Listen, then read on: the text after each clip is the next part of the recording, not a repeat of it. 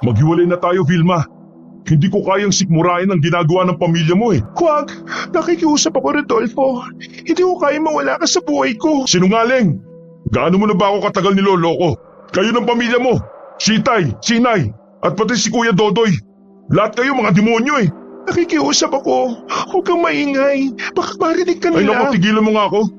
Umalis ka sa harapan ko. Rodolfo, huwag mo sa akin gawin to. Nakikiusap ako. Mahal na mahal kita. Tanggalin mo nga yung pagkakayakap mo sa hita ko. Nakakadiri ka. Hindi ko na kaya makisama pa sa'yo. Dadaling ko ang anak ko. Magpapakalayo-layo kami at hindi na magpapakita sa'yo o sa pamilya mo. Sige, kung yan ang gusto mo, lumayas ka. Pero hindi ko rin ipagpipilitan ang sarili ko sa taong hindi kayang tanggapin ang pagkatao ko. Hindi ko kasalanan kung bakit nagkaganito ako. Bago ako, alang-alang sa pagmamahal ko sa'yo. Nagbago? Sinong niloko mo? Umalis ka nga sa harapan ko. Huwag mong harangan ng daraanan ko. Sisisihan mo ang gagawin mong ito sa akin.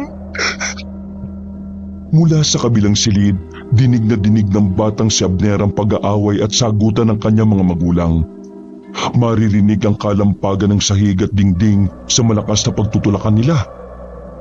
Ang 10 taong gulang na bata ay naiintindihan na ang matinding komosyong nagaganap sa kabilang silid. Pero hindi niya alam kung ano ang dahilan ng matinding pag-aaway ng mga magulang. Ang boses ng kanyang ama't ina ay puno ng galit. Ang mga salita'y tila mga kutsilyo na humihiwa sa puso niya. Pilit niyang tinatakluban ng kanyang tenga para hindi marinig ang mga masasakit na salitang naririnig. Pagkaraan ng matinding sigawan, biglang natahimik ang paligid. Napansin ni Abner ang mga yabag na papalapit sa kanyang silid. Nang bumukas ang pinto, nakita niyang pumasok ang kanyang ama na may seryosong ekspresyon. Madali itong lumapit kay Abner. Anak, huwag kang sasama sa kanya, Abner. Nababaliw na ang tatay mo. Sakit ka sa mama. Ano pong nangyayari? Bakit tayo alis? Bakit niyo ako pinapapili? Maghiwalay na kami ng nanay mo. Kaya bilis na. Ayusin mo na ang mga gamit mo. Pero bakit? Bakit natin iiwan si nanay? Huwag ka maraming tanong. Basta't sumunod ka na lang. Pero bakit nga po? Saka gabing-gabi na po, oh. Saka na ako magpapaliwanag, anak. Ang mahalaga, makaalis na tayo dito. Ned, kailan mo ang iyong ama? Tumigil ka nga, Vilma. Sa akin ang anak ko, visit ka. Rico, Itay, Inay, nasasaktan po ko. Huwag niyo po akong pagagawan. Nasasaktan na ako sa pigilan ninyo eh. Makailang beses pang nag-agawa ng mag-asawa sa paghawak sa tigkabilang braso ni Abner. Ang bawat isa ay walang gusto magpatalo. Sa huli, nabitiwan rin ni Vilma ang kanang braso ni Abner. Pagkatapos noon, ay may narinig silang mga kalusko sa labas at ang malalakas na ingay ng mga aso sa paligid. Tumakbo na kayo! Bilis, Rodolfo! Hindi na nakapagdala ng damit ang mag-ama. Maingat silang lumabas ng bahay at dumaan sila sa likod ng pinto. Gumawa naman ng ingay sa loob si Vilma upang hindi mapansin ng mga nilalang sa labas ang pagtakas ng kanyang mag-ama. Mabilis pa sa kidlat ang ginawang pagtakbo ng mag-ama sa kalaliman ng gabi. Tanging ang bilog na sikat ng buwan ang nagsisilbi nilang ilaw sa madilim na sulok ng kalsadang yon. Humihingal at takot na takot ang kanyang ama habang mahigpit ang pagkakahawak sa braso niya. Mas lalo itong nanginig sa takot nang mula sa itaas ng puno ay may isang malaking bayawak na pababa. Titig na titig ito sa kanilang dalawa. Itay, natatakot po. Huwag ka matakot. Poprotektahan kita sa abot ng aking makakaya. Tara na, bilisan na natin ang pagtakbo. Lalo rin bumilis ang pagtakbo ng kung anong gumagapang sa lupa. Kapag napapabangga ito sa mga malalaking puno, mabilis rin itong nakakaliko. Tila ba naaamoy sila at nasusundan ang kanilang mga bakas. Mas lalo pa nilang binilisan ang pagtakbo. Ngunit dahil sa pagmamadali, biglang natisod si Rodolfo sa isang nakausling kahoy sa daan. Bumagsak sila sa lupa. Dahil sa biglang pagkakadapa ay nahablot niya ang anak. Nawalan din ito ng kontrol kaya pareho silang bumagsak. Otomatong napalingon sila nang makarinig ng malakas na kaluskos mula sa likod. Ganun na lamang ang panlalaki ng mga mata ni Rodolfo nang makitang nakalapit na sa kanila ang isang napakalaking bayawak. Kasing laki na ito ng halos isang matandang buwaya. Alam ng lalaki na di yun isang ordinaryong hayop kundi isang uri ng aswang na tinatawag na abwak. Ang aswang na kayang mag-anyong bayawak. Anak! Mabilis! Pero itay, paano po kayo? Importante makalayo ka ngayon din. Iligtas mo ang sarili mo, sige na! Hindi po! Hindi ko po kayo iiwan dito! Huwag na tayo magdramaan dito, Abner. Takbo na! Kung hindi ka aalis, pareho tayo magiging hapunan ng aswang na ito. Kaya takbo na, anak! Hindi kaya tumakbo ka sa likod ng halaman ng yon. Bagyang napatras si Abner sa huling sigaw na yun ng kanyang ama. Natuod siya at di nakakilos sa kanyang kinatatayuan. Sa isang iglap, nangyari ang hindi inaasahan. Ganun na lang ang panlalaki at mamimilog na mga mata't bibig ni Abner nang walang ano-ano'y may lumapit sa likuran ng kanyang ama. Ang kinatatakutang nilalang. Ang aswang na malabuwayang itsura at laki. Malaki ang mga ngipin, mahabang dila at malaki ang katawan. Ilang segundo lang ay nagpalit ito ng anyo. Katawang tao ngunit ang muka o ulo ay mukha pa rin ng bayawak. Sobrang nakakatakot ang itsura dahil sa malademonyo nitong anyo. Tumutulo ang malapot nitong laway habang nakangising nakatayo sa likuran ni Rodolfo. Wala itong kalamalam sa aswang na handang kumain dito. Pero biglang may dumating din na isang nilalang na katulad ng itsura ng nauna. Ang naiiba lang ay may malulusog itong dibdib na balat din ng isang bayawak. Itinutulak nito ang aswang sa likod ng ama ni Abner. Pero malakas ang unang aswang na dumating at nagawa nitong matalo. Umalingaw-ngaw ang sigaw ng batang lalaki nang masaksiyan nito ang walang awang pagkakaluray-luray ng katawan ni Rodolfo. Nakita ni Abner kung papaanong ikinalat ng aswang ang mga laman loob ng kanyang ama sa lupa at walang awang nilantakan yon sa harap niya. Nanginginig ang buong katawan ni Abner ng mga sandaling yon. Nang parang nagbabantang tinitigan siya ng aswang. Halos maihi pa siya sa kanyang short. Pigil na pigil niya ang kanyang paghinga habang nagbabaga mga mata nitong nakatitig pa rin sa kanya. Sinikap niyang maihakbang ang kanyang mga paa. Ngunit nabigo siya. Naninigas ang kanyang katawan dahil sa matinding takot. Nay! Mabilis na nilundag ng aswang si Abner. Tangkang sasakmalin siya, ngunit mabuti na lang mula sa kadiliman ng damuhan, biglang sumulpot ang aswang na kanina'y natalo. Hindi alam ni Abner kung ang aswang na ito ay nais siyang ipagtanggol o kung gusto rin itong kainin ng kanyang katawan at nakikipag-agawan lamang sa aswang na lumapa sa kanyang ama. Wala nang inaksayang panahon si Abner. Mabilis siyang nagtago sa isang makapal na halaman ng itinuro ng kanyang ama bago ito mapaslang. Parang puno ng saging na may payat na katawan. Berding-berdi at malalago ang mga dahon. Sapat na para makapagkubli. Nakapagtatakang biglang natigilan ng dalawang aswang nang makita siyang nasa gitna ng halamang yon. Para silang mga napapaso at hindi makalapit sa kanyang kinaroroonan. Sa huli, mabilis na muling naghukay ang mga nilalang sa ilalim ng lupa at nilisan ng lugar na yon. Ano? Saan kayo pupunta? Lumapit kayo! Bakit hindi kayo makalapit? Paghamon ni Abner sa papalayong mga aswang na nagtangkang kumain sa kanya. Kasabay ng panghihina ng kanyang katawan at malakas na paghagulgol ng iyak, hindi mawala sa isip niya ang pagkamatay ng ama. Maya-maya pa ay napatingala sa mga halamang sumalba sa kanyang buhay.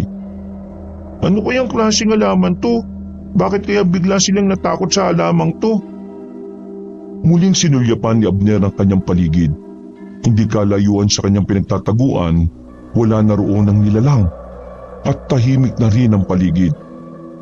Nang matiyak niyang wala na nga ang mga nakakatakot na nilalang, sa kanya naramdaman ang pananakit ng kanyang katawan. Dala na matinding pagod, bumigat ang talukap ng kanyang mga mata. at kagad siyang nakatulog. Nakabaluktot sa gitna ng mga halaman. Kinabukasan, pagkagising ni Abner, sumalubong sa kanyang muka ang matinding init ng sikat ng araw. Napaupo siya sa lupa at muling napahagulgol ng iyak. Muling bumalik sa kanya ang matinding takot na bumalot sa pagkatao niya. Abner! Napabalikwas ang bata nang marinig ang boses ng ina. Hinawi niya ang halaman at mabilis na tinungo ang kinaroroonan nito. Nakita niya itong nakatayo sa kalsada kung saan napaslang ang kanyang ama. At nang magtagpo ang kanilang mga mata, umiyak si Abner at mabilis na napatakbo papunta sa kanyang ina, na nakabuka ang mga braso para salubungin siya ng mahigpit na yakap. Inay! Si Itay! Pinatay po ng aswang kagabi! Alam ko, anak. Niyakap siya ni Vilma ng mahigpit. Parang sinasalo ang lahat ng sakit at takot na nararamdaman ng kanyang anak. Ramdam niya ang panginginig ng katawan ni Abner sa kanyang bisig. Pinahid ni Vilma ang mga luha ni Abner. Kahit siya mismo'y hirap itago ang sarili niyang luha. Mabuti na lang at walang nangyari sa iyong masama. Huwag kang mag-alala, anak. Nandito ko at hindi kita pababayaan. Inay, sumbong po natin kay Kapitan. Hindi po ako makakapayag na hindi maparusahan ng aswang na yon. Kailangan niya magbayad sa ginawa niya kay Itay. Oo, anak. Kailangan nilang magbayad. Gagawin natin ang lahat para makuha ang hustisya para kay Itay mo. Tara na. Nasabay na natin ang natitirang labi ng iyong ama.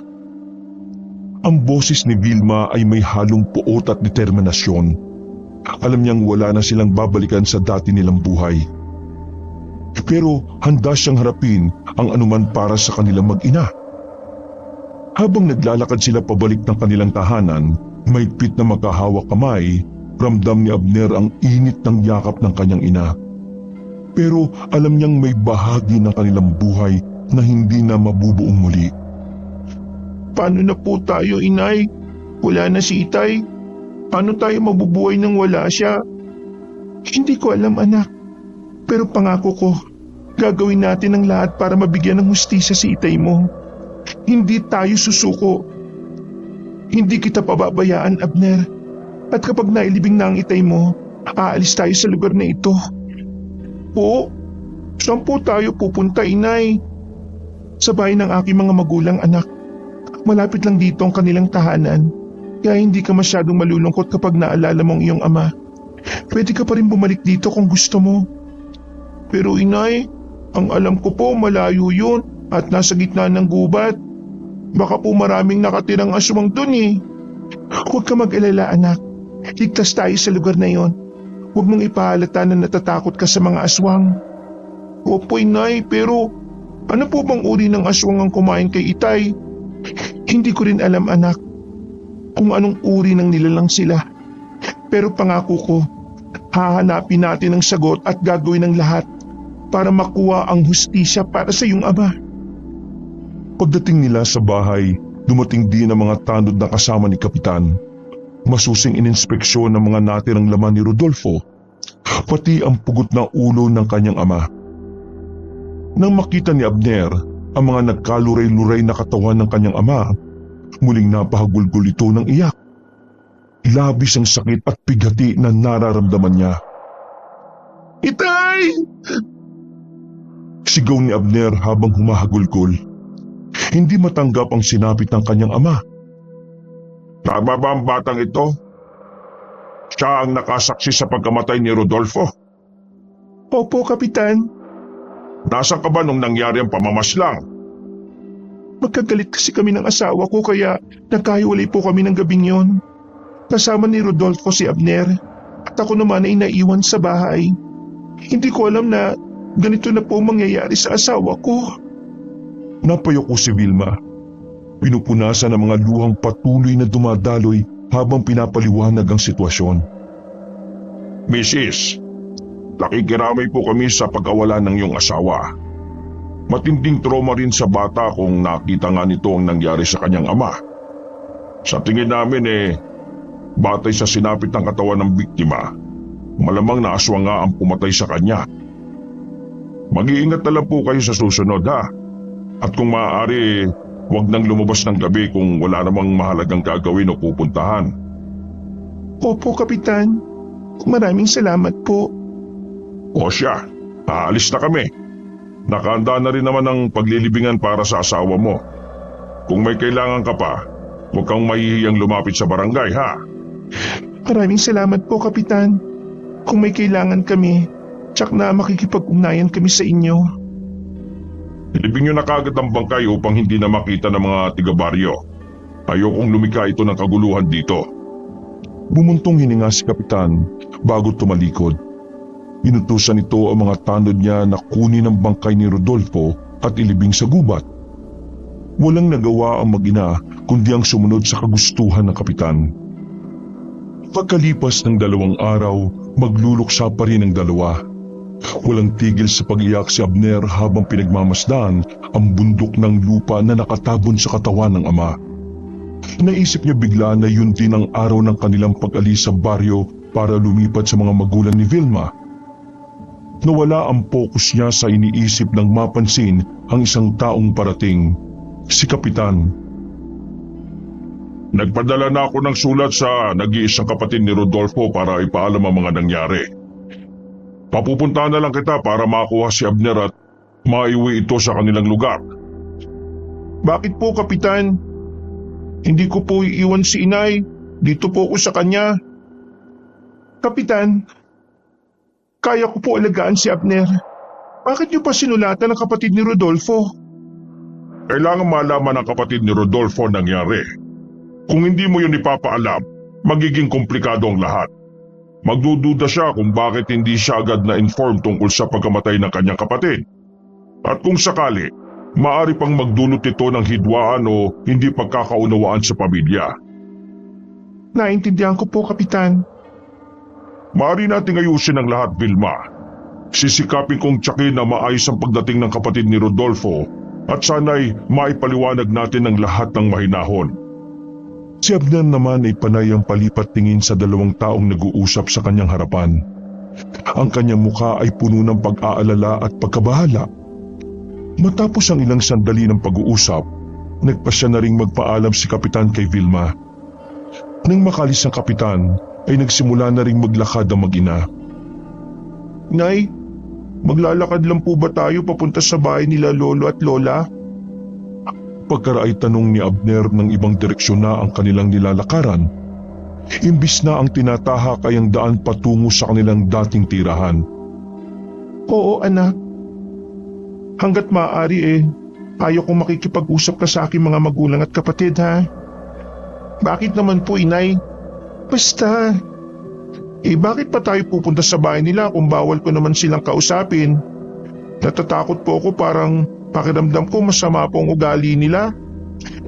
Tutol kasi sila sa iyong ama. Hindi sila pabor sa pagsasama namin ni Rodolfo. Bakit po tayo pupunta doon, inay? Dahil doon lang tayo ligtas. Mas mapapanatag ang loob ko kapag nakikita at nakakasama ko sila. Isa pa, natatakot din akong mahanap tayo ng tiyo Raul mo. Ang balita ko kasi, sa kwento ng iyong ama, mahusay at matapang daw ang kapatid ni Rodolfo. Astig nga po yun, inay. Meron ng magtatanggol sa atin laban sa mga aswang. Pero ang mga ganong tao, anak, dapat iniiwasan dahil lapitin sila ng mga aswang. Saka, huwag ka magkukwento ng kung ano-ano sa tiyo mo, ha, kung sakaling matuntun niya tayo. Ang dami naman bawal, nay. Nakakalito na po kayo. Basta bilisan mo na lang ang paglalakad mo. Malayo pa tayo, baka gabihin pa tayo sa daan. Makakita ulit tayo ng aswang. Mabilis nga ang ginawang paghakbang ni Abner habang mahigpit ang pagkakahawak sa kamay ng kanyang ina. Pag may konting kaluskos lang sa paligid, agad na napapalingon si Abner sa likod at harapan ng kanilang nilalakaran. Matapos ang pangyayaring yon sa kanyang ama, hindi na nawala ang pagkabalisa niya sa katawan. Pakiramdam niya anumang oras ay maaring may aswang nalilitaw at lalapain sila. Inay, nakakatakot naman. Sikat na po ang araw pero parang madilim pa rin ang ating nilalakaran. Huwag ka matakot, anak. Kasama mo ko. Saka sa gabi lang umaatake ang aswang. Kaya bilisan mong pagakbang. Delikado kasi sa lugar nito kapag gabi na. Maraming mababangis na hayop ang maaaring umatake sa atin. Pagod na po ko, Inay. Isang oras na po tayong walang tigil sa pagakbang. Magpahinga po muna tayo.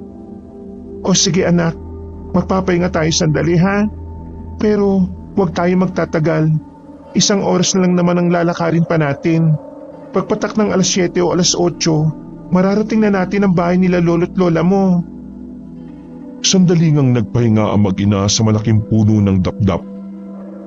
Malalapad ang dahon nito at malaki rin ang ugat na nakausbong sa lupa. Sakto yun para maupuan ni Abner. Pero hindi pa man umiinit ang kanyang puwet sa pagkakaupo sa ugat, ay napansin na ni Abner kaagad ang bilog na butas sa lupa. Parang ulingan ng bao ngunit may mga bahid ng dugo sa palibot ng butas. Inay, tingnan mo oh. Sandali lang anak, huwag kang lalapit dyan. Titingnan ko muna kung ano yan. Dahan-dahang humakbang si Vilma sa butas na itinuturo ni Abner. Pagdala ng kuryosidad, nauna pang mapadungaw sa butas si Abner para tingnan ang loob nun. Napataklob ito ng bibig nang makita ang gutay-gutay na karne ng isang malaking baboy ramo. Inay, katulad po ng nangyari kay Itay, ulo na lang po natira. Halika na, umalis na tayo rito. Po, bakit naman po? Huwag na masyadong maraming tanong.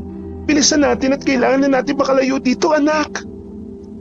Mabilis ang ginawang pagkilos ni Abner para sumunod sa nagmamadaling ina. Malalaki ang mga hakbang na parang patakbo ang dalawa para lang makalayo sa lugar na yun. Pagkaraan ng isang oras pang paglalakad, sa wakas narating din nila ang bahay na nakatayo sa gitna ng kagubatan. Nanatiling nakatayo ang kanyang ina.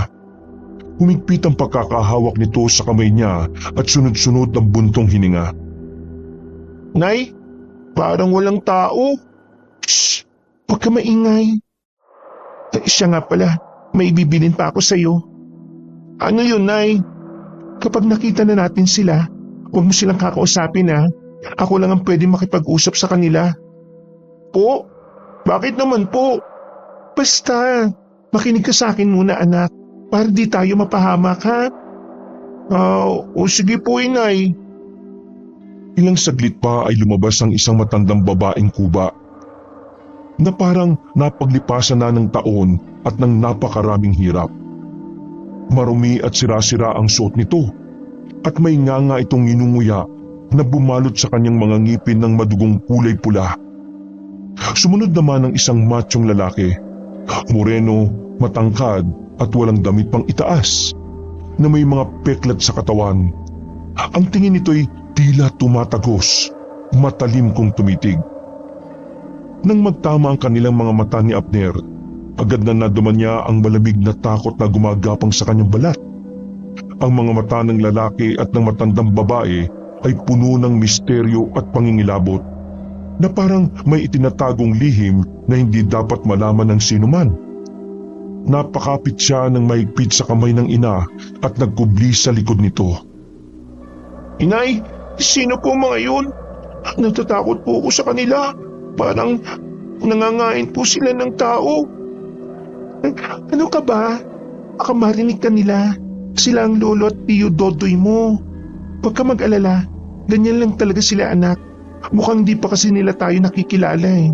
Halika na, lumapit tayo para makilala nila tayo. Sigurado po kayo? Oo naman.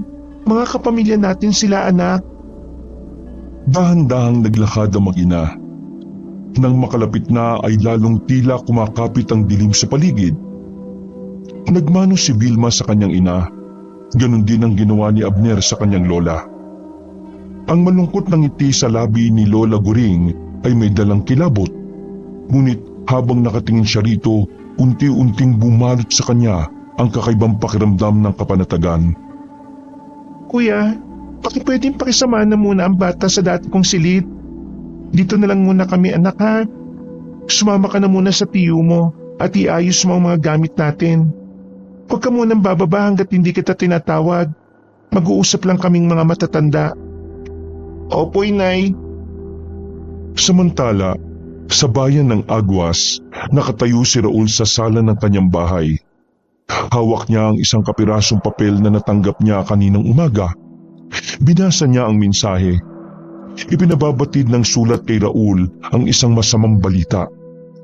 Ayon sa mensahe, namatay ang kanyang nakatatandang kapatid na si Rodolfo. Biktima raw ito ng aswang. Kaya naman nang mabasa ni Raul ang sulat, nilamukos niya yun at nanginig ang mga kamay sa galit. Tamang-tama lang ang dating ng sulat dahil binabalak talaga niyang sumunod sa naglayas na kapatid. Matagal na niya itong hindi nakikita. Dahil sa nalaman ay nagdesisyon ng lalaki na lumuwas na upang maabutan pa kung sakali ang kapatid na nakahimlay. Nag-alala ito bigla sa kalagayan ng kanyang nag-iisang pamangkin. Bago pa kasi namatay si Rodolfo, ay may nauna na siyang natanggap na kalatas na mula dito. Sinasabi nitong kailangan niya ng tulong dahil sa mga alam nitong may mga aswang na umaaligid at nambibiktima sa lugar na nilipatan. Isa pa sa dahilan kung bakit nais na makauwi agad doon ay ibinilin ng kanyang kuya na kahit na anong mangyari ay kunin nito ang bata maging sa kanyang ina. Kinabukasan, maagang bumiyahe si Raul. Halos 5 oras ang kanyang nilakbay. Unay sumakay siya ng bus, saka sumakay sa tricycle nang marating na ang bayan.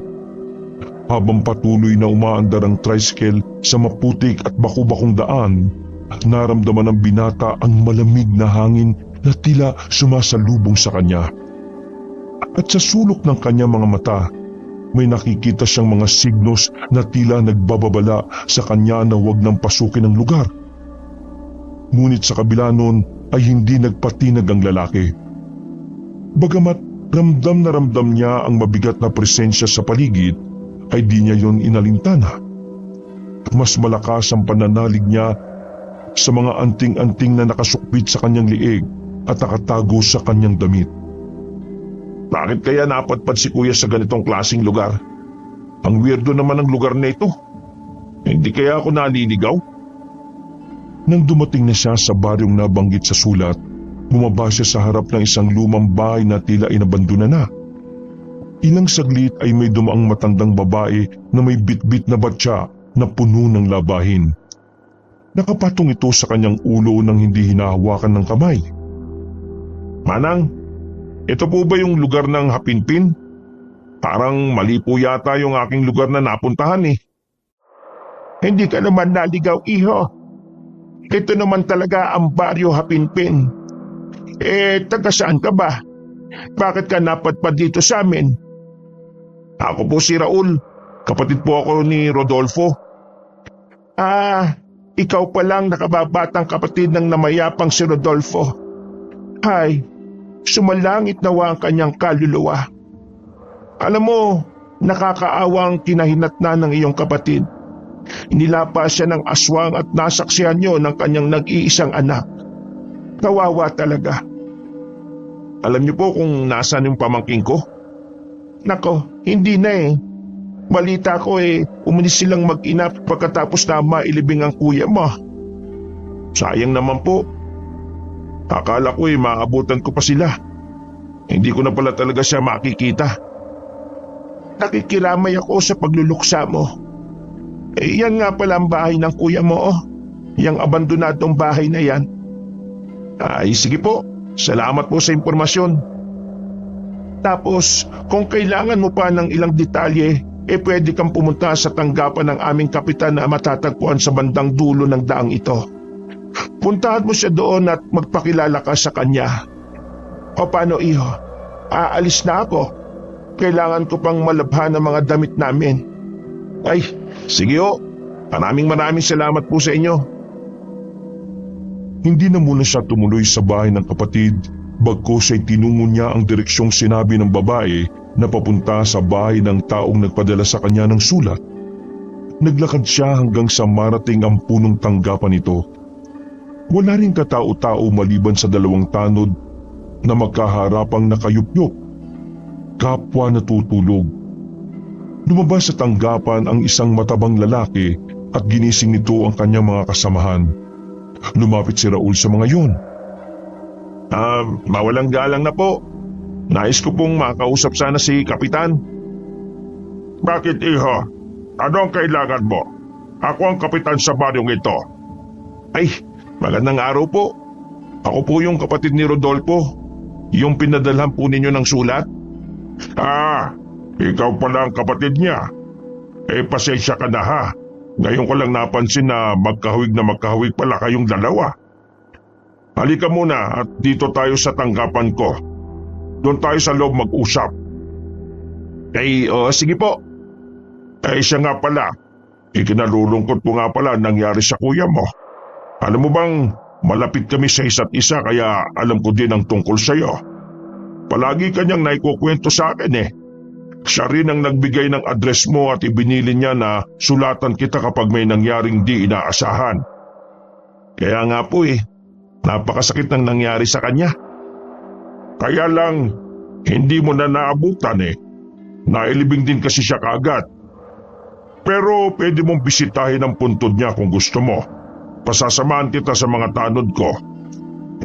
Salamat to, pero mas gusto ko pong makita muna yung pamangking ko sana. Baka alam po ninyo kung nasan sila naroroon ngayon. Alam ko kung saan ang daan papunta sa lugar nila. Pero sobrang layo noon at halos nasa dulo na ng gubat. Mga 1 oras na lakaran siguro. Pwede niyo bang ituro sa akin? Alam mo, sa totoo lang hindi ko talaga inaasahan na lilipat ng tirahan ng mag-ina. Wala silang pasabi. Pero naisip ko kaya sila lumayas dahil nalaman nila na darating ka at kukunin ang bata sa kanya. Ayaw ko naman pong manghimasok sa desisyon sana ng ina. Pero kailangan ko po kasi siyang makausap Ibinilin sa akin ni kuya na hanggat maaari makuha ko yung bata. Ibinilin na rin sa akin yan ng kuya mo dati. Kaya nga pinadalang kita kagad ng sulat ng mangyari ang trahedyang yon kaso hindi ka na talaga umabot Pero ituturo ko sa iyo ang daan. Para kung desidido kang puntahan sila, mapupuntahan mo. I-sketch ko na lang. Pero kailangan mong mag-ingat ha. Delikado ang papunta doon. Maraming mga mababagsik na hayop na maaaring makasakit sa iyo. Wag ho kayong mag-alala. Kaya ko po ang sarili ko. Naniniwala po ba kayong aswang ang pumatay sa kapatid ko? Yung kasi ang naging pahayag ng bata. Siya lang ang naging saksi sa pagkamatay ng tatay niya. Alam mo, pese na talaga yung mga nilalang na yan kung talagang sila talaga ang may kagagawa ng mga pagpatay Nasisira ang magandang liderato ko dahil dito Kalunos-lunos talaga ang sinapit ng kapatid mo. Kaya ipinagpalagay na rin talaga namin na aswang nga ang may kagagawan. Kung ganun baka nasa panganib din ng mag-ina. Di naman siguro. Siya nga pala. May mga bit-bit ka bang pangontra ng aswang dyan? Pangontra po ng aswang? Bakit yun naman po naitanong? Kasi sinabi ko na delikado ang pagpunta sa lugar na yun, di ba? Pero alam mo, mas delikado kasi kapag may mga bit-bit na anting-anting yung mga nagpupunta dito. Mas lalo kasi nagiging malapit ang baryo namin sa mga masasamang nilalang May paniniwala kasi kami na ang mga tao, kapag may agimat, tila siya magnet ng mga aswang at iba pang masasamang elemento. Malas ang anting-anting dito, kaya ayaw naming madamay. Wala po akong anting-anting. At saka, hindi ko po alam kung paano magpagana ng ganoong bagay ang medalyong suot mo, para saan ba yan? Nangunot ang noo ni Raul sa narinig. Nang tingnan niya ang bandang dibdib, ay napansin nga niyang nakalabas na pala ang kanyang medalyon nang hindi niya namamalayan. Ito po ba? Hindi ko po alam kung para saan ito Binili ko lang po bilang, alam niyo na, pampapogi sa chicks. Mabuti naman. Ano po? Wala. Teka, iguguhit ko na yung sketch ng daan papunta sa bahay na sinasabi ko sa iyo kanina pa. Habang ginagawa yun ng matandang kapitan, ay lihim na nagmamasid at nakikiramdam ang binata. Hindi niya inamin ang totoo sa taong yun dahil sa isip ay sinasabi niyang palaging walang dapat na pagkatiwalaan kapag nasa bagong lugar. Bagamat ito ang nagbalita tungkol sa naging kamatayan ng kapatid, ay di naman niya din pwedeng sabihin dito ang tungkol sa kanyang misyon, maliban sa pagkuha sa kanyang pamangkin. Nakisakay na lamang siya sa mga sinasabi ni Kapitan at iniwasan niyang mag-isip o magduda maski kaunti sa kanya ito. Nag-ingat siyang labis sa kanyang mga ikinikilos. Nang marinig niya ang kwento ng Kapitan, ay di siya nabahala. Dahil kahit anong klase ng aswang ang kanyang makaharap, ang anting-anting na tangan niya ay ang pinakapaborito niya sa lahat. Alam niyang mabibigyan siya nito ng tamang liksi at lakas na maaari niyang magamit kapag nakaharap na niya ang aswang. Eto na. Pasensya ka na talaga ha. Gustuin ko mang samahan ka hindi naman pwede dahil nga sa walang maiiwan dito sa barangay para magbantay. Wala pong problema, Kap. Ito po ay isang malaking tulong na po sa akin. Salamat po. Aalis na po ako. Sige. Ulit. Nakikiramay ako ha. Magpahinga ka muna. Naglakad siya pabalik sa abandonadong bahay ng kapatid. Dahil sa nakapagpakilala na siya sa punong barangay, ay lumakas na ang loob ng binata na pasukin at ayusin ang bahay na yon. Doon niya inihanda ang kanyang mga gamit. Pagsapit ng takip silim, nagsimula nang maglakad si Raul patungo sa bahay ng kanyang hipag. Bitbit lamang niya ang isang pirasong flashlight na siya lamang niyang gabay sa madilim na landas. Pinili niyang maglakbay sa ganitong oras ng gabi dahil alam niyang doon niya maaabutan ang mga taong nais niyang makita. Kung sakaling sila'y nasa kanilang mga tahanan. Habang papalapit na siya sa bukana ng gubat, narinig niya ang malalakas na usapan at tawanan mula sa di kalayuan. Agad niyang nilingon ang kanyang pinanggalingan at nakita niyang may ilang kalalakihan na papalapit sa kanya. Ang mga ito'y may dalang mga flashlight at malalaking bombilya na nagbibigay ng liwanag sa madilim na paligid. Hindi rin nakalampas sa kanyang paningin ang matutulis na kawayan na tanga ng mga ito. Nang maaninag niya ang kanilang mga muka, mabilis niyang nakilala ang isa sa kanila, si Kapitan Dario. Ikaw? Nandito ka pa? Anong ginagawa mo rito? Magandang gabi po, Kapitan. Ngayon ko kasi pupuntahan yung pamangkin ko Aba, at bakit naman gabi, iho? Delikado ang daan papunta roon, lalo na't kapag sumasapit ang gabi. Hindi ko kasi ako naniniwala sa mga aswang, Kapitan, kaya ayos lang ako. Samahan ka na lang namin sa bandaryan. Pero hindi ka namin masasamahan hanggang sa bahay nila, ha? Salamat to. Pero wala pong problema sa akin. Siya nga pala. Bakit ba napunta si Rodolfo sa baryong ito, Raul? Hindi po kasi naging maganda ang buhay pag-ibig ni Kuya sa lugar namin Lumayo siya para kalimutan ng kanyang unang naging asawa na nagpakamatay. Kung gayon pangalawang asawa lang pala si Vilma. Alam mo bang dahil sa pagmamahala nila itinakwil ng pamilya niya si Vilma. Nagtanan kasi sila Ganun po pala ang kwento ng pag-ibig nila. Nagsimula na silang hingalin sa paglalakad. Malimig na rin ang hamog ng paligid at tahimik na ang madilim na gabi. Nakiramdam si Raul sa kanyang mga kasamahan. Nasa 1 oras na silang naglalakad at tila kampante ang mga kasamahan sa paghalughog ng mga damuhan. Para lamang naglalaro kung susuriin, hanggang may nadaanan sila na isang tumpok ng lupa.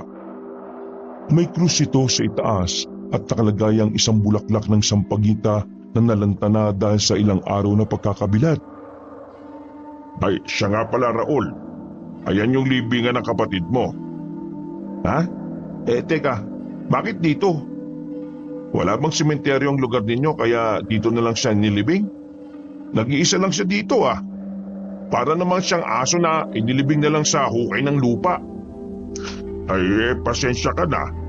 Wala kasing kakayahan si Vilma na gastusan ng pagpapalibing sa asawa niya. Alam mo bang sa lugar na ito din namatay ang kuya mo? Dahil sa narinig ay naging malikot ang mata ni Raul. Ngunit pagkadakay tila naramdaman niyang nanghina ang kanyang tuhod dahilan upang siya ay mapaluhod. Doon nagsimulang maglandas ng kanyang mga luha. Napatakot siya ng lupa sa libingan ng kanyang kuya Rodolfo. Hanggang dito na lang kami, iho. Maiwan ka na namin dahil roronda pa kami sa buong baryo. Hahayaan ka na lang muna namin na makasama mo ang iyong kapatid. Opo, sige. Salamat po, Kap. Umalis na ang kanyang mga kasama. Naiwan na siyang mag-isa sa lugar na yun. Kagad niyang napansin ang halamang nasa gilid ng daan. Kilala niya ang halamang yun. Isang puno ng tagbak. Tatayo na sana si Raul upang tingnan ng halaman sa tabi ng libingan. Ngunit napahinto siya nang marinig ang mabangis na huni ng isang hayop mula sa kakahuyan. Bagaman ang tunog ay nakakatakot at tila nagbabanta, hindi ito nakaapekto kay Raul tulad ng inaasahan. Imbis na matakot ay naging alerto lamang siya at naging mas mapagbatsyag sa paligid. Nakita niya ang walang direksyong paghawi ng mga makakapal na damo, kasabay ng isang mabahong amoy na mabilis na kumalat sa hangin. Ang amoy na yun ay sapat na upang magpatayo ng balahibo ng kahit na sinong tao. Ngunit si Raul ay nanatiling kalmado at matatag. Alam niyang ang mabahong simoy ng hangin ay sinyalis na hindi karaniwang hayop ang paparating.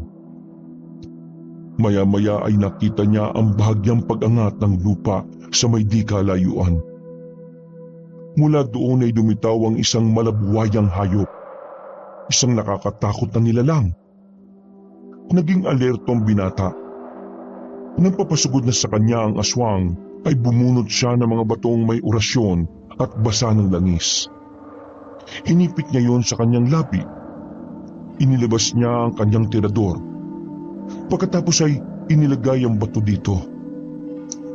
Inasintan niya ang aswang. Tinamaan sa isang paa ang nilalang sa harap.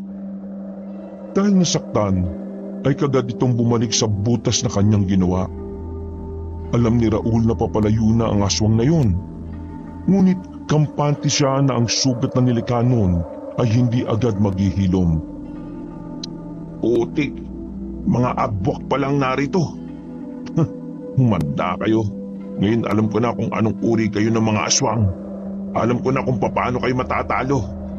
Ipagiganti ko ang pagpatay niyo sa kapatid kong hayop ka, kung sino ka man. Samantala, sa bahay naman na tinutuluyan ni Abner ay bigla siyang napabalikwas ng biglang magising. Hinanap niya kaagad ang kanyang ina sa kanyang tabi, subalit wala ito doon. Tumayo siya at sinilip ang bintana. Madilim na sa labas. Sus, napahaba naman masyadong siesta ko. Gabi na pala. Nasaan kaya ang inay? Babalik na sana siya sa kanyang higaan nang biglang makarinig ng ingay parang impit na pag-iyak. Parang nasasaktan. Sa ilang araw niyang pananatili doon, ay tila nakilala na niya ang tinig na yon.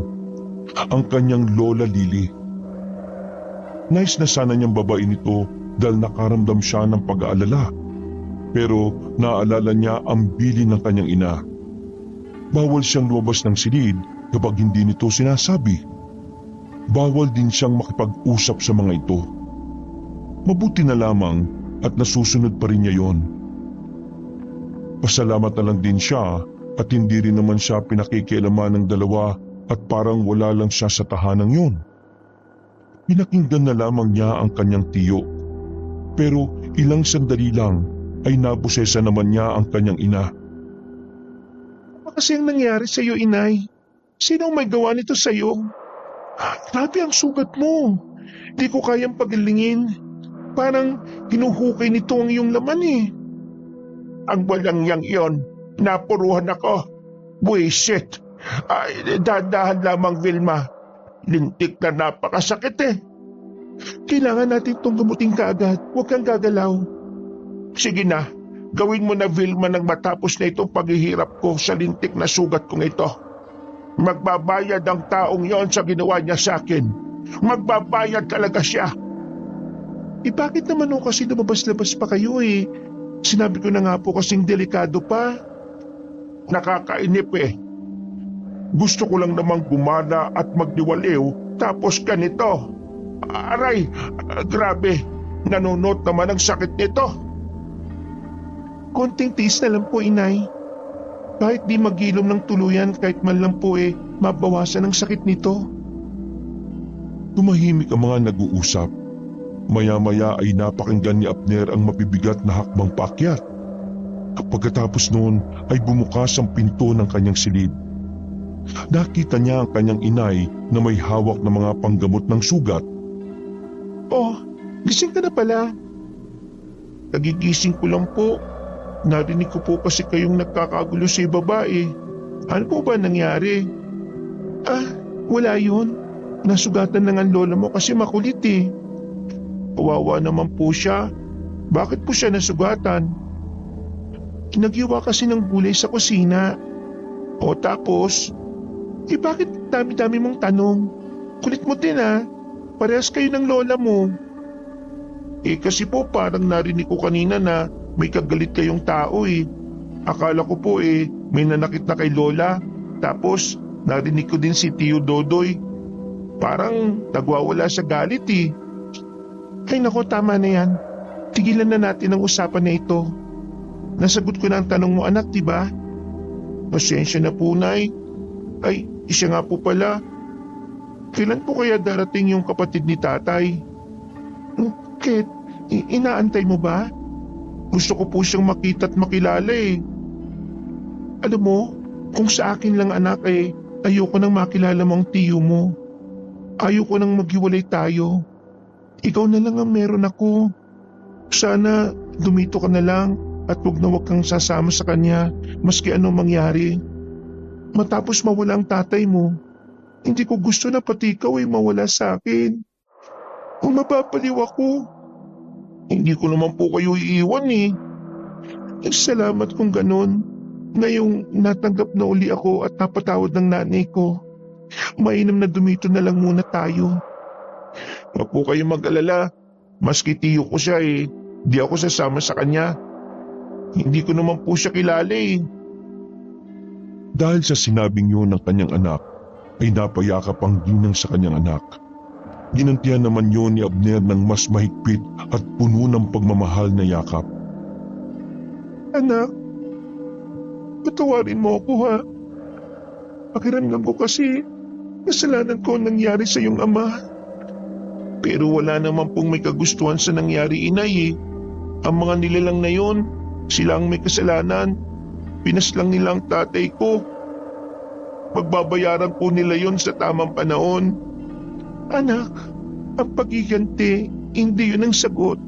Hindi mababawasan noon ng sakit ang pagkawala ng tatay mo. Paano ko papalampasin ang ginawa nila kay tatay? Hindi ko kaya magpatawad, inay. Kailangan kong gawin to para sa kanya, para sa atin. Kung gagawin mo yan, baka ikaw naman ang susunod na mawala sa akin. Hindi ko kakayanin na pati ikaw ay mawala sa akin. Gusto mo ba ng mainit na kape o sabaw ng inasimang karne? Sige po, inay. Parang bigla po ako nagutom eh. Saka lang kumawala sa pagkakayakap si Abner sa kanyang ina. Ngunit bigla itong natigilan. Inay, bakit parang mainit ang katawan nyo? May lagnat po ba kayo? Ha? Wala naman anak. Baka na dagdag ako kanina sa pagluluto. Sige na, kukuha muna ako ng mainit na sabaw para sa'yo. Huwag kang bababa ng bahay ha. Opo, inay. Hihintayin ko po kayo dito. Matapos maramdaman ang init ng kanyang katawan, napansin ni Vilma ang pagkabalisa sa mga mata ni Abner. Ngunit hindi niya ito pinahalata. Bagkus ay pilit niyang ngumiti at tumalikod upang ihanda ang sabaw para sa anak. mabilis din itong nakabalik. Bitbit niya ang isang malaking mangkok na may lamang sabaw at karne. Kagad na naamoy ni Abner ang mabangong sabaw. Heto na anak, kumain ka na. Ang laki po ng butoy, Nay. Ano po bang karne ito? Ito yung alagang kalabaw ni Kuya Dodoy. Kanina kasi, nadatnan niyang nakabig dito sa puno ng pinagtalian niya. Mahal na mahal niya yun. Kaya imbis na masira, niluto ko na lang.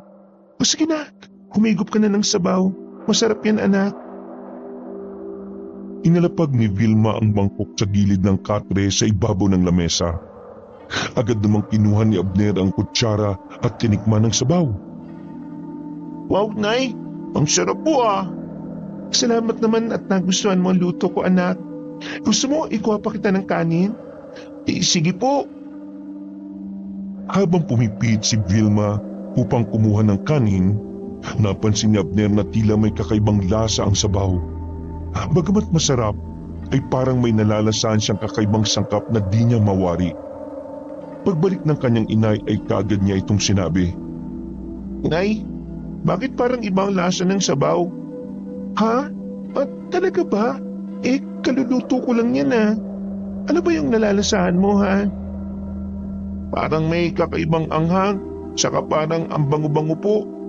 Tapos, napakalambot pa ng karne. Tila natutunaw sa dila ko eh. Yun ba? Akala ko naman kung ano na. Huwag ka mag-alala. Ligtas na kainin yan anak. Hindi kita ipagluluto ng pagkain na pwede mong ikapahamak. Sige na, kain na. Hindi ba masarap? Napakasarap nga po, inay eh. Ang sarap po. Habang nagpapatuloy sa paghigop ng sabaw si Abner, ay may nararamdaman siyang kakaiba sa kanyang katawan.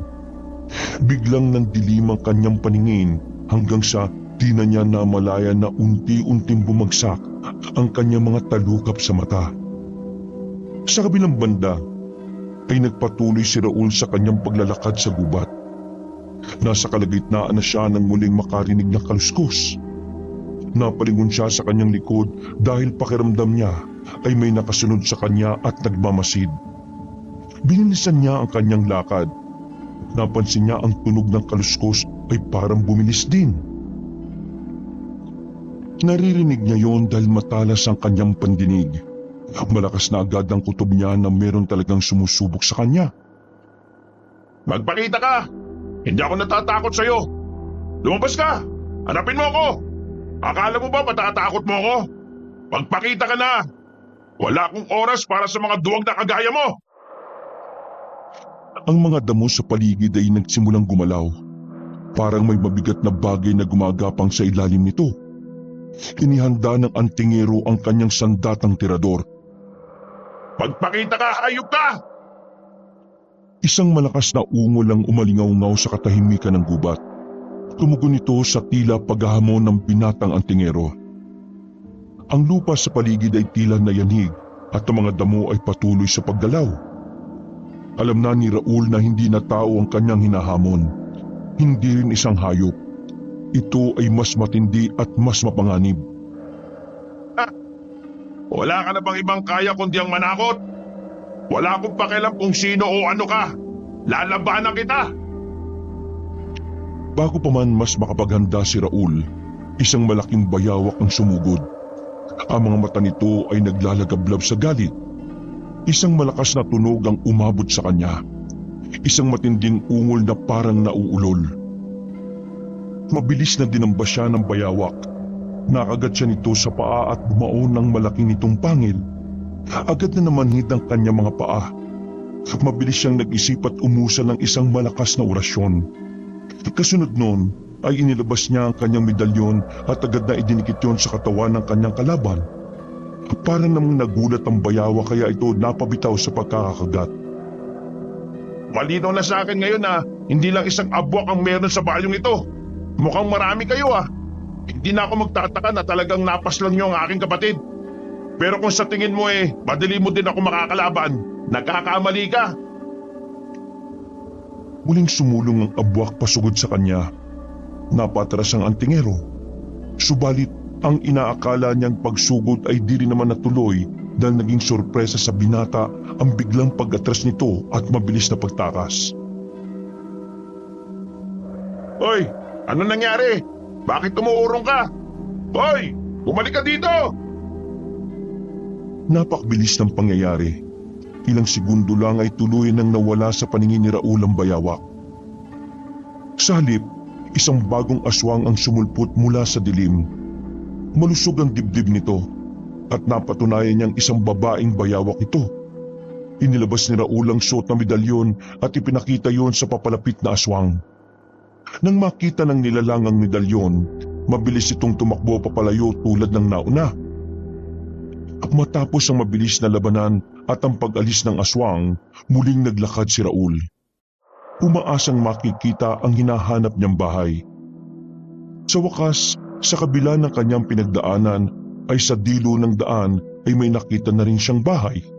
Ang bahay na ito ay kapag nilapitan ay di ka agad mapapansin dahil sa natatakpan ng malalabay na puno at matataas na damo. Ito ay may 2 palapag at tila maayos. Ngunit may pagkaluma ang itsura. Ang dingding nito ay yari sa kahoy. Ang pinto ay gawa sa matibay na kahoy. May mga inukit na detalye sa mga gilid. Ang nag-iisang ilaw na nasa labas ng bahay ay isang lumang lampara na may kumikislap na ningas. Ito ang tanging nagbibigay ng liwanag sa lugar na yon. Nakasabit ito malapit sa pinto. Siguro, ito na ang bahay na tinutukoy ni Kapitan. Sa wakas, makikita ko na ang pamangkin ko. Pinagmasdan mabuti ni Raul mula sa kanyang kinatatayuan ang buong paligid ng bahay. Wala naman siyang nakikitang tao o anumang bagay ang gumagalaw maliban sa mga nakasampay na balat ng hayop. Nilapitan niya ang bahay at saka nagtawag. Tao po! Tao po! May sumilip na isang magandang babae sa bintana. Yun ang nakita ni Raul. Sino ka? Anong ginagawa mo sa lugar namin sa ganitong oras ng gabi? Magandang gabi. May inahanap pa siya akong bahay. Maaari ko bang malaman kung ito yung bahay ni na Vilma? Hindi ito yun. Walang Vilma na nakatira dito. Umalis ka na. Ikaw ba si Vilma? Hindi nga sabi. Ang kulit mo ah. Umalis ka na. Walang Vilma dito. Bakit naman bigla ka nagalit? Marahil ikaw na nga yung hinahanap ko. Baka naman pwede mo akong patuloyin muna sa bahay ninyo. Siya nga pala. Para lang malaman mo, ako nga pala si Raul, ang nakababatang kapatid ni Kuya Rodolfo. Ikaw? Sinasabi ko na nga ba, ikaw yan eh. Maaari ko bang makilala at makita yung pamangkin ko? Tulog na si Abner. Bumalik ka na lang bukas.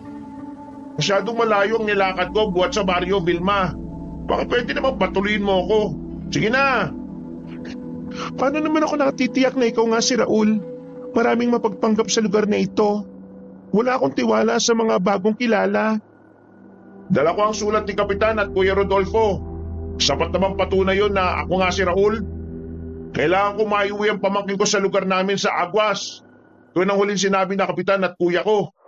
Hindi pwede. Hindi ko ibibigay si Abner sa'yo. Saka, hindi naman siya sasama sa'yo eh. Hindi niya ako iiwan. Pero kailangan ko itong gawin. Wala akong pakialam.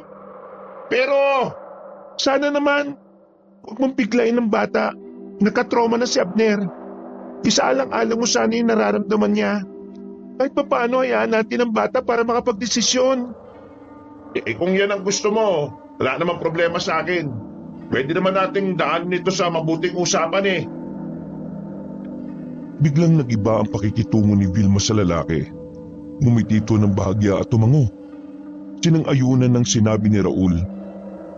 Sige, halika tumuloy ka na muna. Pasensya ka na kung medyo nabigla ako ha. At napagtaasan kita ng boses. Wala yun. Ayos lang. Ang layo ng nilakad mo. Bakit pinili mo naman pumunta dito ng gabi? Teka, kumain ka na ba? May sabaw dyan. Saka may natira pa kanina. Halika tara sa kusina. Ay, wag na. Nakakaya naman. Hindi, ano ba? Ayos lang. Halika na at iinit ko na lang yung sabaw. Salamat ah. Nasa pala yung bata? Natutulog na. Maaga talaga siyang nagpapahinga sa gabi. Malikot kasi at mahilig maglaro sa umaga eh. Wala kayong kasama dito sa bahay? Kasama ko dito ang nanay at ang kuya ko. Nasa silid na rin sila sa itaas natutulog. May gusto sana akong hilingin sa iyo eh. Maaari bang makituloy na muna ako dito? Oo man.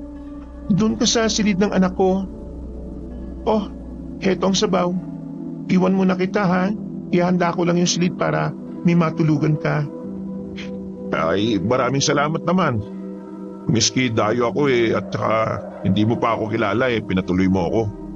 Ano ka ba? Kapatid ka ng asawa ko kaya walang problema. O sige, ubusin mo na yan. Sa bahay na ito kasi bawal ang gutom.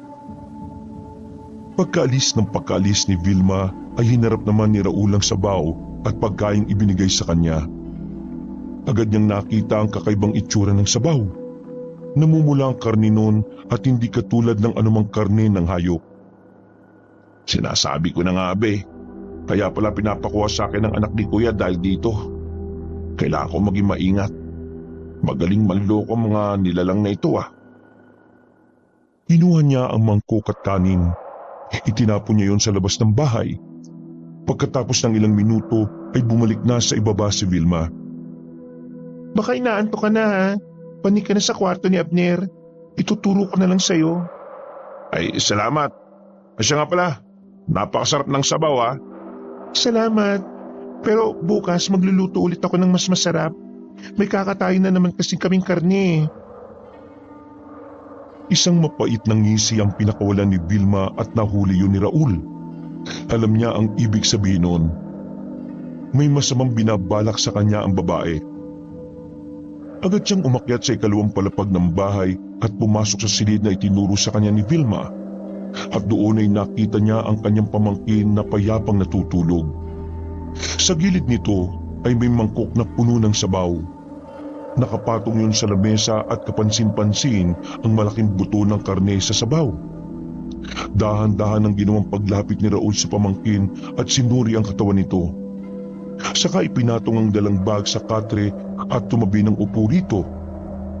Kinuha niya ang kutsara para sana ilapag sa lamesa pero natigilan siya at nag-aalalang muling pinagmasdan ang natutulog na si Abner. Hindi. Hinahawaan na nila ang pamangkin ko. Hindi ito maaari. Dali-daling kinuha ni Raul ang mga dalang maliliit na botelya na may mga lamang iba't ibang klase ng langis. Pati ang medalyong ginawa niya para kay Abner ay mabilis niyang naisuot sa leeg nito. Binuksan din niya ang berdeng botelya at ipinainom ang laman nito sa natutulog na pamangkin. Pagkalagay sa labi ay nagkulay rosas ang bibig nito, tanda na may kung anong laso ng nainom ni Abner para mawalan ito ng malay at magmukhang tulog. Ilang saglit lang pagkaraan ng pagpapainom niya, naubo ang bata at iminulat ang mga mata. Napabalik ko siya nito ng bangon at nagtatakang napatitig sa kanya. Si Raul ang unang nagsalita. Ako ang tiyo Raul mo. Kapatid ako ng iyong ama. Ikaw si Abner, hindi ba? Po, ikaw po ang tiyo ko. Ako nga. Natanggap ko ang sulat ni Kapitan, kaya ako napapunta rito. Kailangan natin makalis sa lugar na ito sa lalo madaling panahon. Teka, ano ho ba yung ipinasuot niyo sa akin ito? Isa yung anting-anting na pagmamayari ng iyong tatay dati. Ibinibigay ko sa iyo ito bilang proteksyon. Halika na, sumama ka sa akin. Ilalayo kita sa lugar na ito. Ano? Hindi ako sasama sa iyo. Hindi ko iiwan ng nanay ko. Abner, makinig ka sa akin. Yung babaeng yon, hindi siya ang iyong ina. Sinungaling ka, hindi totoo yan. Huwag kang maingay. Baka marinig nila tayo. Mabuti pa magtulog-tulugan tayo para malaman natin ang katotohanan. Wala namang mawawala sa iyo, di ba, kung sakali. Magtiwala ka lang sa akin, Abner. Nakarinig sila ng kaluskos mula sa labas ng kanilang silid. Sa hindi malamang dahilan ay biglang sumunod sa kanya si Abner. Ipinikit niya ang kanyang mga mata at nagkunwaring tulog. Ganon din ang binata. Sinadya nitong maiga sa sahig at magkunwaring doon na siya nawala ng malay. Ay salamat, nakatulog din. Ang daming satsat. Ano ka ngayon? Ay, nakakatuwa naman isipin na kahit nasa bahay lang ako kaya ko rin naman palang makapagbigay ng masarap na pagkain para sa pamilya. May papakain na naman ako kay Abner. Pagkasabi noon ay maraang naglakad na ang babae at tuling sinabi nito na kanilang narinig ay aantayin lamang nito ang kanyang kapatid para katayin si Raul. Nang makalis na nga ang ginang ay muling bumangon si Raul at nilapitan ng kanyang pamangkin. Nagbulungan na sila habang nag-uusap. Hindi ka dapat naririto, Abner. Alam mo bang ang pamilya ng iyong ina ay ang abwak na pumaslang sa iyong ama? Hindi totoo yan. Di yan gagawin ni Inay. Sa kanya ka pa rin ba maniniwala? Narinig mo ang sinabi niya, di ba? Ipapakatay niya ako. Kumakain sila ng tao, Abner. At alam mo yan, yung sabaw na pinapakain sa'yo ay karne ng tao mula sa mga nagiging biktima nila. Hindi pa rin ako kumbinsido. Umalis na po kayo. Huwag po ninyong guluhin ang kuto. Pagmasdan mo ang hawak kong botelya, isa itong anting-anting na kung tawagin ay hubad maskara. Sa sandaling patakan ko ng likido ang mangkok, lalabas ang totoo niyang itsura. Teka, ano yan? Ha? Paanong tao yan O ano, naniniwala ka na ba sa akin? Yak, minagic mo ba yan? Bakit ganyan, Tiyo? Nasusuka ako. Kumain ako ng tao.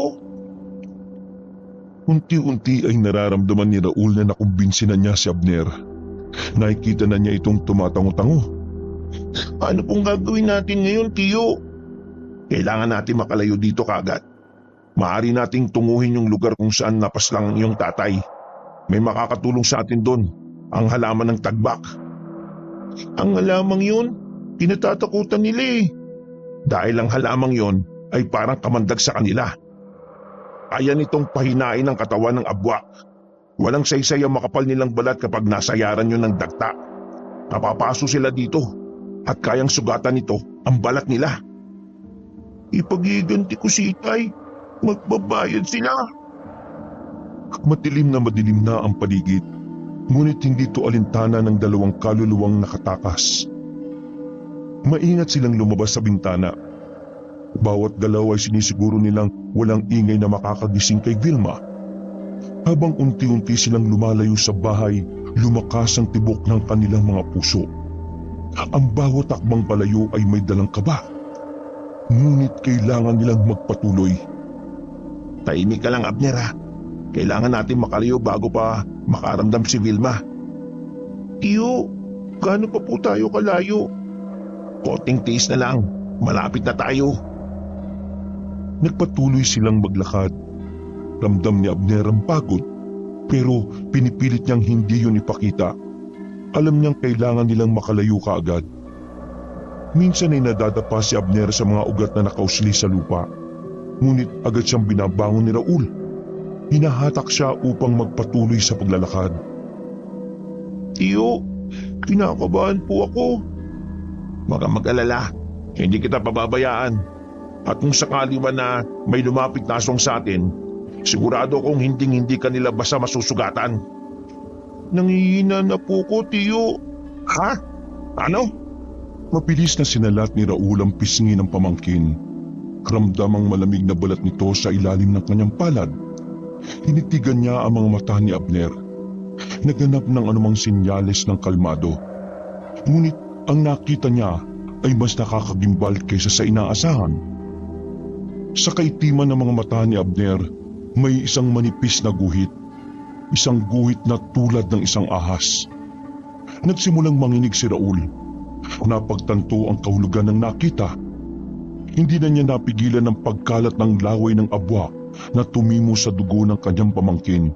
Nangyari na ang kinatatakutan niya. At hindi na ito may babalik pa. Ang maliit na guhit na yun ay sinyalis ng sumpa. Isang markang magbabago sa buhay ni Abner magpakailanman. Patawarin mo ako, Abner. Mukhang nahuli na ako. Bakit po, Tiyo? Ang mga mata mo, tulad na ng isang bayawak. Ano po? Katulad na ako nila? Hindi, ayoko po. Sunod-sunod na tango na lang ang naisagot ni Raul. Walang salitang kaya magpaliwanag sa bigat ng kanyang nararamdaman. Binuhat niya si Abner. Mahigpit na niyayakap ang payat na katawan ng pamangkin. At mabilis na tumakbo patungo sa puntod ng kanyang kapatid. Kahit na anong mangyari, kailangan mo makatakbo papunta sa tagbak. Tisin mo nakakapasok mga dahon sa balat mo ha. Saglit lang yun. Dahil suot mo ang medalyon. Hanggat suot mo yan, hindi ka magiging abwak. Opo. Pagdating nila roon, nakita niya si Vilma. Nakatayo at tila naghihintay sa kanila. Kasama ang buong pamilya. Pag sinabi ko takbo, tumakbo ka ha. Opo, tiyo. Alertong kinuha ni Raul ang mga botelya na nasa bag. Isa-isa niyang pinagsasasaboy yun sa apat. Nagwala ang mga abwak at nag-anyong nakakatakot na itsura. Takbo! Mabilis na tumpo si Abner papunta sa mga halaman. Habang pinagmamasdan ang pagbabagong anyo ng kanyang pamilya. Sa pagkakataong ito, nakilala niya ang dalawang nilalang na pumaslang sa kanyang ama. Inay, ikaw nga. Nakikilala po kita. Ikaw yung isang aswang na nakita ko kagabi. Humagulgol si Abner habang ang galit ay bumabalot sa kanyang puso. Samantala, si Raul naman ay nakikipagtagisan ng lakas sa isang malaking abwak. Hawak niya ito sa liig at sa isang iglap, walang kahirap-hirap na binali ni Raul ang liig ng aswang na pinaniniwalaan niyang ina ni Vilma. Umatungal ang mga taong bayawak nang makitang napaslang na ang kanilang ina. Nagbago ng anyo si Vilma at hinarap nito ang kanyang anak na noon ay nagtatago sa likod ng mga halamang tagbak. Anak, lumabas ka na dyan. Hindi ko pa nasasaktan sa halamang yan. Natulad ka na namin. Halika, ipagtanggol mo ko. Tulungan mo ko, anak. Niloloko ka. Ikaw ang pumatay kay Itay. Kayo ng buong pamilya mo. Nag-anyong abwak muli si Vilma. Hiner, kumuha ka ng dahon dali at iagis mo sa akin. Hindi ko po kaya, tiyo. Nasusugatan na po ako sa mga dahon nito. Agad napansin ni Raul na may mga sugat na nga si Abner sa kanyang braso. Tanda na talagang kumalat na nga ang kamandag ng kalaban sa kanyang katawan. Unti-unti nang tinatanggap ng kanyang katawan ang lahat ng mga katangian ng isang pagiging abwak. Labanan mo ang sumpa, Abner! Labanan mo! Tiyo, hindi ko na po kaya. Lalabas na ako. Sa pagdalis niya sa likod ng mga halamang yon, ay naging mabilis ang kilos ni Vilma. Agad niyang sinugod si Abner. Mabuti na lamang ay naging maliksi si Raul. Sa isang iglap ay nakalapit siya sa ginang at nahawakan ito sa buntot. Sa taglay niyang lakas ay naihagis niya ito sa malayo. Muli siyang umusal ng dasal at nag-orasyon. Itinaas niya ang kanyang medalyon at habang nasisinagan ito ng kaunting sinag ng buwan ay tila nagkakaroon ito ng kakaibang kapangyarihan. Nasusugatan ng mga abwak na nakakakita ng sinag. Nagsimulang magdugo ang mga braso ni Abner. Nang makita yun ni Raul, ay muli niyang itinago sa kanyang damit ang kanyang medalyon. Sa isip ay kailangan niyang maging maingat dahil isa na rin sa mga abwak ang kanyang pinakamamahal na pamangkin. Nagkaroon ng pagkakataon ng dalawa na tumakbo ng magkasama. Habang papalayo sa lugar, ay naramdaman nila ang presensya ng dalawang abwak pa na walang tigil na sumusunod sa kanila. Gumagapang yon sa ilalim ng lupa papunta sa kanilang kinaroroonan. Habang mabilis na lumilipas ang bawat sandali, nagdesisyon si Raul at Abner na huminto. Alam nilang hindi nila maiiwasan ang kanilang mga hinahabol. Mas mabuting harapin na lang nila ang mga ito. Mula sa pagkakatakbo, dahan-dahang humarap ang dalawa sa paparating na panganib. Wala nang tatakbuhan, Abner. Kailangan tapusin natin to ngayon. Gamitin mo ang lakas mo ha. Manali ka sa medalyong suot mo upang lumabas ang tunay na kapangyarihan niyan. Opo, tiyo. Sa ilalim ng mapanglaw na liwanag ng buwan, matapang na hinarap ni Raul at Abner ang mga aswang. Ang lupa sa kanilang paligid ay tila kumukulo. Sinyalis na palapit na ang mga kalaban. handang-handa na silang ipaglaban ang kanilang buhay at ang kanilang kalayaan mula sa sumpa ng mga abwak. Hindi ko akalain kami ang mahuhulog sa bitag mo. Hindi na kayo makakalabas pa ng buhay sa gubat na ito. Isa ka rin palang aswang, Kapitan. Sinasabi ko na nga ba at hindi ka mapagkakatiwalaan Niloko mo akong hayop ka. Akala ko isang ordinaryong tao ka lang kaya pinapunta kita sa bahay ng asawa ko. Yun pala. Gawain mo rin naman yan, di ba? Ang manloko ng kapwa. Naging kapitan ka pa nga Ikaw pala nag-aatid ng katatakutan dito sa baryo mo. Humanda ka dahil lalabanan na kita. Sa isang iglap, sumugod si Kapitan Dario. Ang kanyang mga kuko ay humaba at tumalim na para mga punyal. Hindi nagpatinag si Raul. Mabilis niyang inilabas ang kanyang anting-anting. Isang medalyong kumikislap sa dilim ng gabi. Nagsimulang magbago ang anyo ng kapitan. Ang kanyang itsura ay naging mas malaki at mas mabagsik. Ang kanyang balat ay nagsimulang maging magaspang at nagkaroon ng kaliskis. Ang kanyang mga mata ay tumapang at namumula sa galit. Sa isang malupitang galaw ay biglang dinamba nito si Raul. At ang pangil ay tumatarget sa liig ng antingero. Mabilis na nakaiwas si Raul. Kasabay noon ay kanyang sinuntok ang malabuwayang abwak. Tumalsik si Kapitan Dario, ngunit bumangon din ito kaagad. Mas galit at mas mabalasik.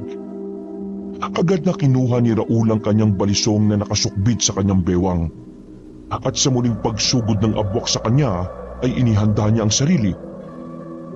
Kailangan matapos ng inyong kasamaan. Mga hayop kayo, mga peste!